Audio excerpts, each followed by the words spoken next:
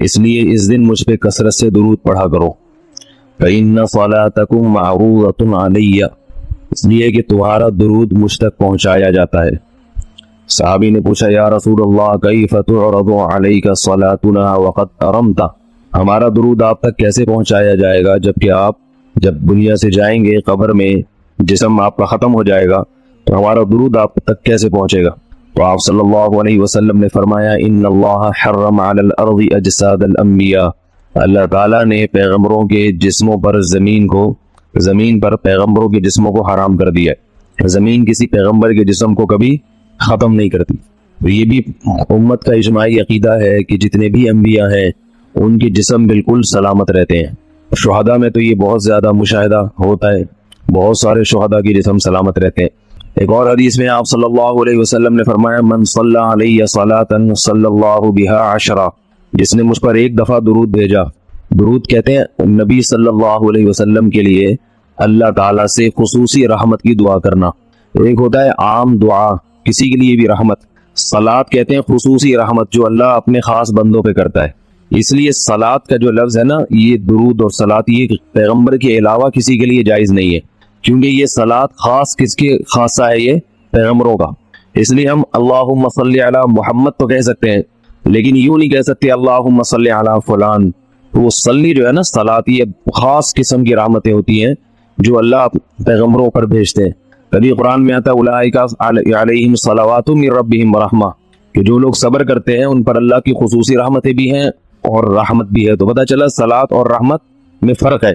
صلاۃ اعلیٰ قسم کی رحمتوں کو کہتے ہیں۔ تو آپ صلی اللہ علیہ وسلم نے فرمایا جس نے میرے لیے ایک مرتبہ رحمت کی دعا کی، درود شریف پڑھا میرے لیے، تو اللہ اس پر 10 رحمتیں بھیجتے ہیں۔ اور جمعہ کا دن زیادہ فضیلت ہے درود شریف پڑھنے کی۔ البتہ یہ جو جمعہ کے دن میں حدیث مشہور ہے کہ 80 سال کے گناہ معاف ہوتے ہیں جمعہ کے دن درود پڑھنے سے، یہ حدیث سند کے لحاظ سے کمزور ہے۔ لیکن یہ جو میں نے حدیث پڑھی کہ جمعے کا دن سب سے بہتر دن ہے، فَأَكْثِرُوا عَلَيَّ مِنَ الصَّلَاةِ فِيهِ، لہذا اس دن مجھ پہ کثرت سے درود پڑھا کرو، یہ بالکل صحیح حدیث۔ جمعہ کے دن درود شریف کی اضافی فضیلت ہے۔ آج چونکہ جمعہ کا دن ہے اس لیے میں نے کہا کہ اس بارے میں تھوڑی سی بات کروں۔ ایک اور حدیث میں آتا ہے رسول اللہ صلی اللہ علیہ وسلم نے فرمایا لا تجعلوا قبری عیدا وصلوا علی فإن صلاتکم تبلغنی حیث کنتم، فرمایا میری قبر کو عیدگاہ نہ بناؤ۔ جیسے میلوں کی جگہ ہوتی ہے نا، میلے ٹھیلے، عید پہ جب سب لوگ جمع ہو کے خوشیاں مناتے ہیں، تو جیسے مزاروں پہ ہوتا ہے نا قوالیاں ہو رہی ہیں اور یہ میلے ٹھیلے ہو رہے ہیں آج کل دیکھا ہے، تو پہلے زمانے میں بھی جب کوئی نیک آدمی دنیا سے جاتا تھا تو لوگ اس کی قبر پہ دھرنے مار کے بیٹھ جاتے تھے، اور وہ مجاور اور یہ سب جو ہمارے یہاں ہوتا ہے، تو آپ صلی اللہ علیہ وسلم نے منع کیا کہ میری قبر کے ساتھ یہ کچھ مت کرو، البتہ مجھ پہ درود پڑھا کرو، اور فرمایا کہ تم جہاں سے بھی درود پڑھو گے یہ مجھ تک پہنچے گا۔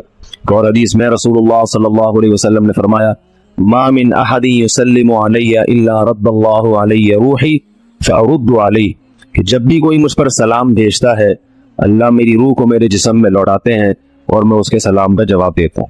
اب یہ کیسے ہوتا ہے؟ چونکہ یہ برزخی زندگی میں ہے، لہذا اس کی کیفیات میں اور گہرائی میں جانے کی اجازت نہیں ہے، جیسے اللہ بہتر سمجھتے ہیں یہ ہوتا ہے، اس کی حقیقت کا ہمیں علم پوری طرح نہیں ہے، برزخی زندگی ہے۔ اور حدیث میں آتا ہے رسول اللہ صلی اللہ علیہ وسلم نے فرمایا کہ رغم انف رجل ذکرت عنده فلم يصلی علی، اس شخص کی ناک خاک آلودہ ہو جائے جس کے سامنے میرا نام لیا جائے، میرا تذکرہ ہو اور وہ مجھ پہ درود نہ پڑھے۔ ایک اور حدیث میں آپ صلی اللہ علیہ وسلم نے فرمایا البخیل من ذکرت عنده فلم يصلی علی، وہ شخص کنجوس ہے، بخیل ہے جس کے سامنے میرا نام آئے اور مجھ پہ درود نہ پڑھے۔ یعنی اتنی بڑی شخصیت اور اتنے بڑے محسن اعظم کا تذکرہ آ رہا ہے اور اس کی زبان سے دعا بھی نہیں نکلتی، تو اس سے بڑا کنجوس دنیا میں کون ہو سکتا ہے؟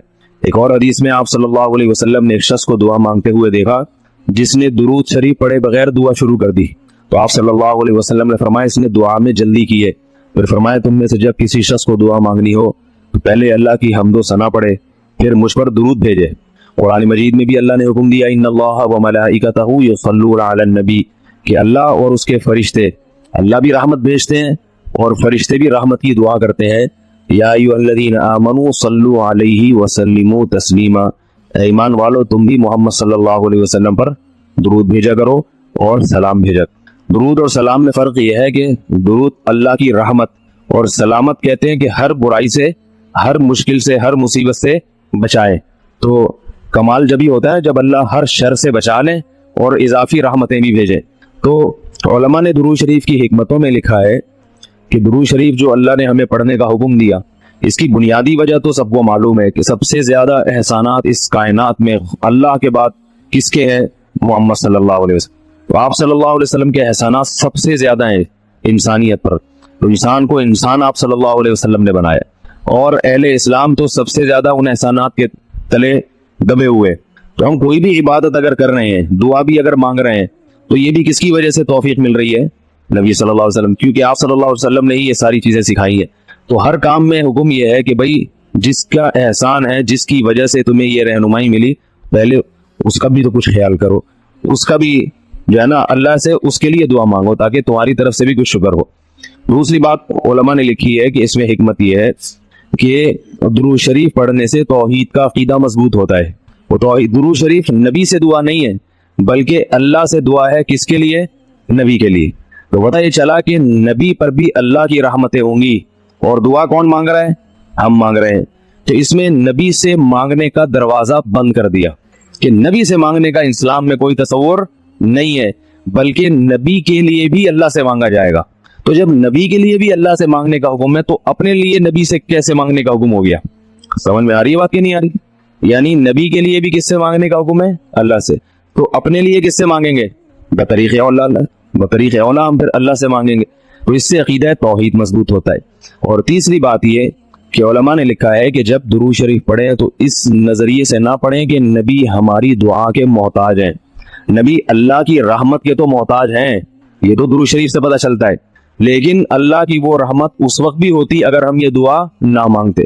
تو ہمیں اس لیے ہے کہ ہم بھی انگلی کٹا کے شہیدوں میں نام لکھوا لیں۔ سمجھ رہے نا؟ اس کی حضرت مولانا اشرف علی تھانوی رحمہ اللہ نے بڑی پیاری مثال دی۔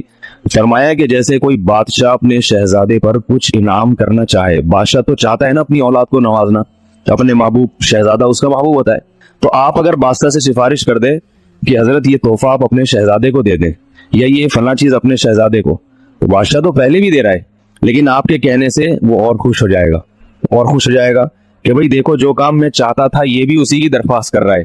تو نتیجہ کیا نکلے گا؟ تھوڑا سا آپ کو بھی دے دے گا وہ، ٹھیک ہے نا، کہ چلو یہ گڑ تم بھی منہ میٹھا کر لو اپنا، تم نے اتنا اچھا کام کیا۔ اور اگر آپ کسی کو حکم دیں اس کے دشمن پہ خرچ کرنے کا، آپ جا کے کہیں بھائی وہ تمہارا دشمن ہے، تمہارا دل چاہتا ہے اس کا گلا دبا دو، تو ایسا کرو اس کو ہدیے ودیے دیا کرو، تو کہے گا میں اس کو گلا دبانا چاہتا ہوں اور تو ہدیے کی ترغیب دے رہا تو میں تیرا بھی گلا دباؤں گا۔ تو دشمن پہ خرچ کرنے کا جب حکم دیا جاتا ہے وہ اس سے سامنے والا غصے میں آتا ہے۔ دوست پہ خرچ کرنے کا، احسان کرنے کا جب آپ کسی کو کہیں گے تو وہ خوش ہوتا ہے۔ باپ کو اگر کہا جائے نا اپنے بچوں پہ اور کھلائے کریں، بڑی خوشی ہوتی ہے، تو باپ کا دل اور سینہ اور چوڑا ہو جائے گا۔ تو ایسے ہی اللہ تعالیٰ کو اپنے رسول صلی اللہ علیہ وسلم سے محبت ہے۔ اللہ تو خصوصی رحمتیں بھیجیں گی، لیکن ہم اگر اللہ سے درخواست کر دیں گے کہ اللہ تو خصوصی رحمتیں بھیج، تو اس میں تھوڑی سی ہماری بھی کیا ہو جائے گی؟ دخل اندازی ہو جائے گی۔ اللہ تو ویسے ہی کر رہا ہے، تو اللہ کہے گا چلو تو نے بھی سفارش کر دی تو ان پہ تو کریے نہ ہوں، یہ 10 رحمتیں تجھ پر بھی ہو جائیں گی۔ اور چوتھا فائدہ کیا ہے درود شریف پڑھنے کا؟ کہ انسان کے دل میں محمد صلی اللہ علیہ وسلم کی محبت بڑھتی ہے۔ انسان جس کے لیے دعا مانگتا ہے لاشعوری طور پہ، تو نبی صلی اللہ علیہ وسلم کی جتنی زیادہ محبت ہوگی اللہ کی خود بخود اتنی ہی زیادہ ہوگی، کیونکہ نبی سے محبت اللہ ہی کی وجہ سے ہوتی ہے، یہ الگ الگ چیز نہیں ہے، اللہ کے رسول ہے نا، اسی وجہ سے تو ہے۔ تو جتنی محبت بڑھے گی اللہ کی محبت اتنی زیادہ۔ اور پانچواں فائدہ کہ جتنی نبی کی محبت ہوگی، انسان کو جس سے محبت ہوتی ہے اس کی اتباع آسان ہوتی ہے، بغیر دلیل کے بھی مانتا چلا جاتا ہے۔ جس سے نفرت ہوتی ہے نا اسے ہر بات پہ دلیل، کیوں بھائی ایسا کیوں ہے؟ اور اگر محبت ہو تو وہ کوئی کام کا کہے تو سمجھ میں آئے نہ آئے انسان کہتا ہے بس کر لو۔ صحابہ کرام کی محبت کے جو واقعات ہیں، حضرت انس رضی اللہ تعالی عنہ جب بھی کھانا پکتا تھا، اگر اس میں لوکی یا کدو پکتا تو کدو کے ٹکڑے تلاش کر کے کھاتے تھے۔ لوگوں نے پوچھا کیوں بھائی؟ فرماتے ہیں کہ میں نے رسول اللہ صلی اللہ علیہ وسلم کو دیکھا ہے کہ کدو شوق سے کھاتے تھے آپ۔ تو نبی سے محبت تھی، کدو سے محبت ہو گئی۔ حالانکہ یہ شریعت کا حکم نہیں ہے لوکی اور کدو سے محبت کرو گے، تو اپنی انسان کی اپنی رغبت ہوتی ہے، کسی کو کسی چیز سے، کسی کو کسی چیز سے، لیکن عشق کی انتہا ہوتی ہے تو انسان کو محبوب کی محبوب چیزوں سے بھی ہو جاتی ہے۔ تو ہمیں بھی اگر نبی صلی اللہ علیہ وسلم سے محبت ہوگی صلی اللہ علیہ وسلم، تو اگر کدو سے نہ بھی ہو تو کوئی اتنا مسئلہ نہیں ہے، لیکن فرائض واجبات سے تو ہو جائے گی نا، جو شریعت میں ضروری ہے، جن کی آپ صلی اللہ علیہ وسلم نے بہت تاکید کی ہے، ان سے تو ہوگی نا کم از کم۔ محبت نہیں ہے تو ہر وقت بیٹھ کے लॉजिक की तलाश, दाढ़ी तक नहीं रखेगा। दाढ़ी का समझाओ तो कि भाई क्यों भाई, फिर ये समझाओ कि भाई आप सल्लल्लाहु अलैहि वसल्लम के अखलाक ऐसे थे, नहीं मेरी समझ में नहीं आते, ऐसे कैसे अखलाक बनाए जा सकते हैं खादिमों के साथ। तो मोहब्बत हो जाती है तो सारे काम आसान हो जाते हैं। तो दुरूद शरीफ पढ़ने का एक फायदा ये भी है। तो इसलिए हिम्मत करके उलमा ने जो एक निसाब बताते हैं ना, रोजाना 100 दफा सुबह 100 दफा शाम। वैसे तो सबसे बेहतर दुरूद इब्राहिमी है जो नमाज में हम पढ़ते हैं, आप सल्लल्लाहु अलैहि वसल्लम ने सिखाया है। ये ना हो मुश्किल लगे तो इतना कर लो सल्लल्लाहु अलैहि वसल्लम, सही है ना। ये 100 दफा पढ़ ले, कितना टाइम लगता है इसे, सुबह 100 दफा पढ़ लिया, 100 दफा शाम को पढ़ लिया। और अगर पूरा हफ्ता तौफीक नहीं मिलती तो कम से कम जुमा ही के दिन पढ़ ले इंसान। समझ रहे बात को, नहीं समझ रहे भाई, मेरा ख्याल नहीं आ रही, जुमा का दिन पढ़ ले इंसान, उसमें ज्यादा फजीलत है। और ये जो दुरूद शरीफ है ना, ये सल्लल्लाहु अलैहि वसल्लम पूरा पढ़ना चाहिए। मैं कल भी बयान में कहा था ना, साशे आ रहे हैं हर चीज के, तो जैसे सलाम के साशे ना, सलाम करना हो ना, इतनी सी आवाज आती है बस। तो दुरूद शरीफ भी हुजूर सल्लल्लाहु अलैहि वसल्लम ने फरमाया। लोग क्या कहते हैं, हुजूर सल्लल्लाहु अलैहि वसल्लम ने फरमाया, भाई सल्लल्लाहु अलैहि वसल्लम बोल दो पूरा। लिखने में भी उलमा ने बयान किया है कि मजलिस में, किसी मजलिस में जब आप सल्लल्लाहु अलैहि वसल्लम का नाम आए तो कम से कम एक दफा दुरूद शरीफ पढ़ना वाजिब है। बार बार वाजिब नहीं है, बार बार अफजल है। मजलिस में जब एक दफा नाम आया तो पहली दफा बहरहाल वाजिब है, या कम से कम एक दफा उस मजलिस में। बार बार पढ़ना जरूरी नहीं है, बेहतर है। तो या तो पढ़े ही नहीं, एक दफा पढ़ लिया काफी है, लेकिन पढ़े तो फिर साशे ना लेकर आए, दुरूद शरीफ को बिगाड़े नहीं, पूरा होना चाहिए सल्लल्लाहु अलैहि वसल्लम। और अगर आपको डर ये है कि नहीं बार बार पढ़ने से मेरी जबान घिस जाएगी, नुकसान होगा और तवानाई कम हो जाएगी, रोजा ज्यादा लगेगा, तो एक ही दफा पढ़ ले, मगर तरीके से पढ़ ले, साशे ना लेकर आए सल्लल्लाहु अलैहि वसल्लम, इस तरह ना करे। इसी तरह लिखने में भी आप सल्लल्लाहु अलैहि वसल्लम का जब नाम आए, तो मजलिस एक है तो एक दफा कह दे आदि जबान से। लिखना वाजिब नहीं है, आप सल्लल्लाहु अलैहि वसल्लम के नाम के साथ दुरूद शरीफ लिखना वाजिब नहीं है, अफजल है। तो या तो अगर ये डर है कि मैंने लिख दिया पूरा नाम तो मेरा पेन घिस जाएगा, स्याही का खर्चा ज्यादा आएगा, पैसे ज्यादा भरने पड़ेंगे मुझे, महंगाई का दौर है, इतनी स्याही मैं अफोर्ड नहीं कर सकता, तो पूरा नाम ही ना लिखे, यानी दुरूद शरीफ लिखे ही नहीं। लेकिन अगर लिखना है तो छोटा सा स्वाद है ना डाले, समझ रहे बात को। बाकी सारी चीजें पूरी हैं। ये नहीं कि वालिद मोहतरम में सिर्फ वाओ लिख दिया, अब्बा खुद ही समझ जाएंगे वालिद की बात चल रही है, ठीक है ना। जैद का नाम आया तो जे लिख दिया, कभी होता है ऐसे, होता होगा शायद आपके यहाँ। और जितनी बातें आ रही हैं सिर्फ कुछ साशे पेश कर दी, ऐसा नहीं है। जब दुरूद शरीफ लिखने की बात आती है तो सिर्फ छोटा सा स्वाद डाल दिया। तो भाई इतनी तकलीफ अगर हो रही है तो ना लिखो, कोई फर्ज थोड़ी है। लेकिन अगर लिखना है तो एहतराम का तकाजा क्या है, पूरा नाम लिखा जाए सल्लल्लाहु अलैहि वसल्लम। देखो हदीस की इतनी बड़ी बड़ी किताबें मुहद्दिसीन ने जो लिखी है, कितनी बड़ी बड़ी किताबें।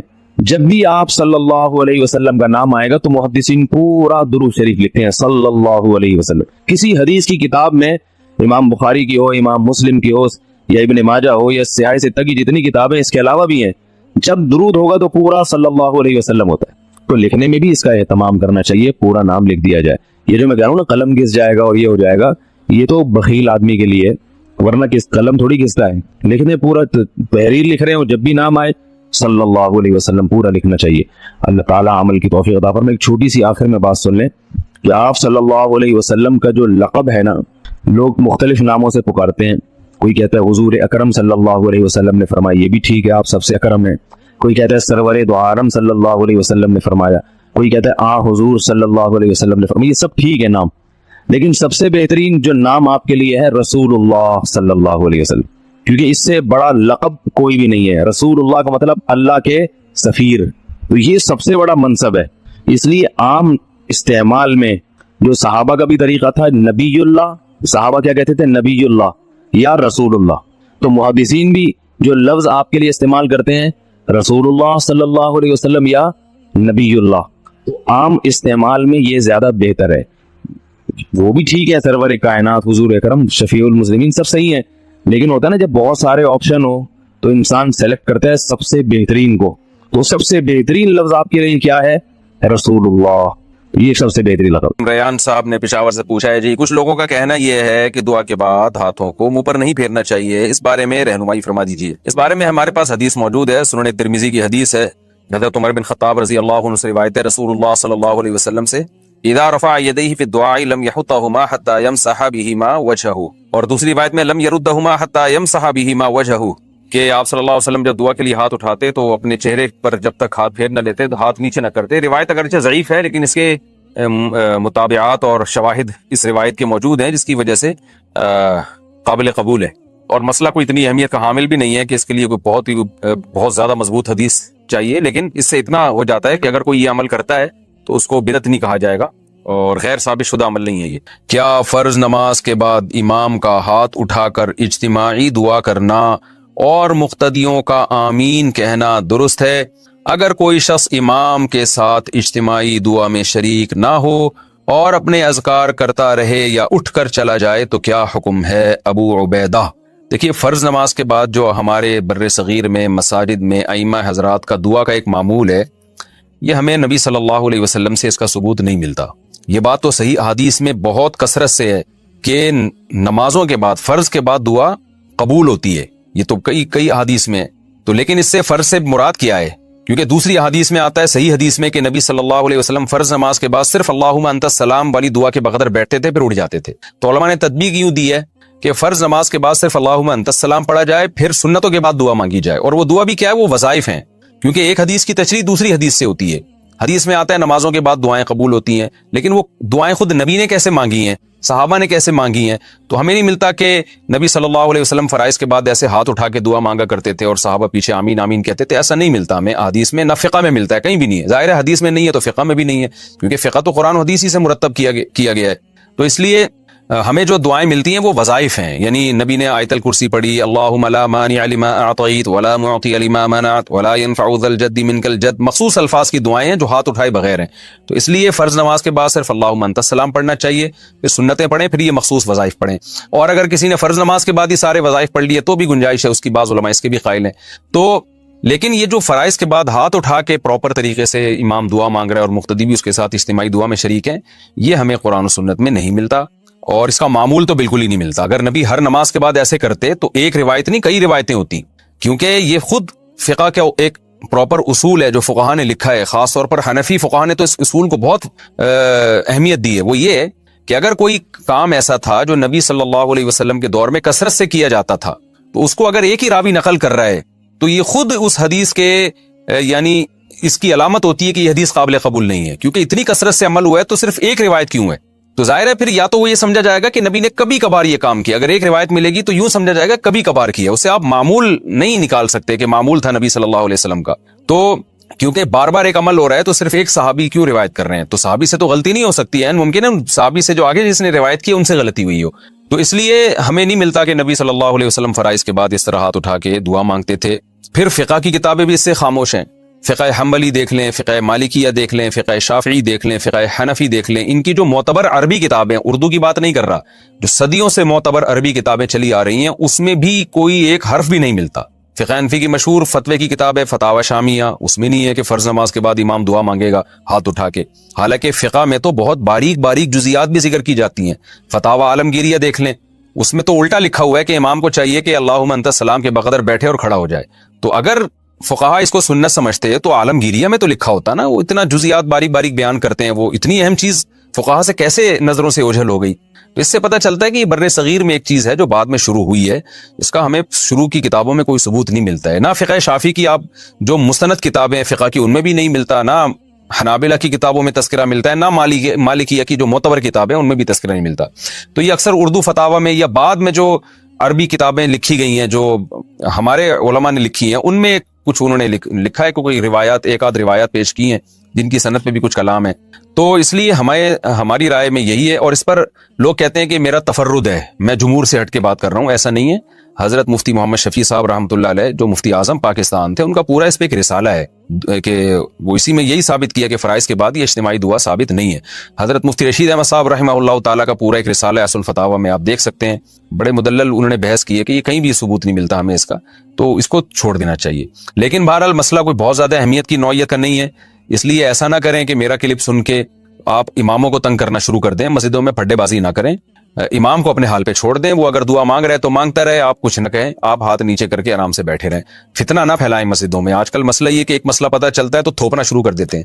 اگر امام ان علماء کو فالو کر رہا ہے جو اس دعا کے قائل ہیں تو اس کو کرنے دیں، آپ اس کو تنگ نہ کریں، بدعتی ہونے کا فتویٰ نہ لگائیں۔ یہ چھوٹی چھوٹی باتوں پہ بدعتی ہونے کا فتویٰ لگانا یا اختلاف کو حد سے بڑھانا یہ ٹھیک نہیں ہے۔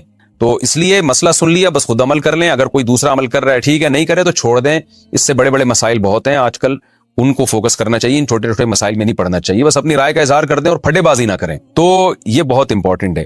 باقی یہ کہ آپ کو کیا کرنا چاہیے، آپ ہاتھ نیچے رکھ کے بیٹھے رہیں یا اپنا وظیفہ پڑھتے رہیں، ذکر کرتے رہیں اپنا، ہاتھ نیچے رکھ کے بیٹھے رہیں، یہ بھی ٹھیک ہے، اٹھ کے نہ جائیں آپ۔ بعض لوگ کیا کرتے ہیں، ہمارا کلپ سن لیتے ہیں، اب امام اجتماعی دعا مانگ رہا ہے، وہ اٹھ کے کندھے پھلانگتے ہوئے جا رہے ہوتے ہیں، سب لوگ اسے مڑ مڑ کے دیکھ رہے ہوتے ہیں، تو یہ ایک اختلاف کی صورت پیدا کرنا مسجد میں، یہ ٹھیک نہیں ہے۔ بھئی عوام کو کیا پتا، عوام تو بیچاری امام کو دیکھ رہی ہے اور امام صاحب نے کسی مولانا سے فتویٰ لیا ہوا ہے تو وہ عمل کر رہے ہیں، تو آپ ایک اختلاف کا مسجد میں ماحول پیدا نہ کریں، آپ گردن نیچے جھکا کے بیٹھے رہیں آرام سے۔ ایسا نہ کریں کہ امام دعا مانگ رہے ہیں اور آپ ہر نماز میں نا اس طرح لوگ پھلانگنا شروع کرتے ہیں، پھر سب لوگ مڑ مڑ کے دیکھ رہے ہوتے ہیں، پھر پوچھتے ہیں کیوں کر رہے ہو، آپ جواب دیتے ہیں بدعت ہے، پھر ایک نئی جنگ اور ایک مناظرے بازی کا ایک آغاز شروع ہو جاتا ہے۔ تو اس لیے تمیز سے منہ نیچے کر کے بیٹھ جائیں، جب دعا ختم ہو جائے تو تمیز سے گھر چلے جائیں، تو چھیڑ چھاڑ نہ کریں مسجدوں میں، اللہ کا واسطہ پہلے کم پھڈے ہیں جو مزید پھڈے ہم شروع کریں، تو اس لیے نہ امام کو تنگ کریں نہ مقتدیوں کو تنگ کریں، تمیز سے منہ نیچے کر کے بیٹھے رہیں، اور کبھی کبھار دعا میں شرکت کر لیں تو بھی کوئی حرج نہیں ہے، کبھی کبھار تو جائز ہے، اس کو معمول بنا لینا جس سے لوگ اس کو سنت سمجھیں، وہ اس پر ہمیں اعتماد نہیں ہے، ہم اس طریقوں کو ٹھیک نہیں سمجھتے۔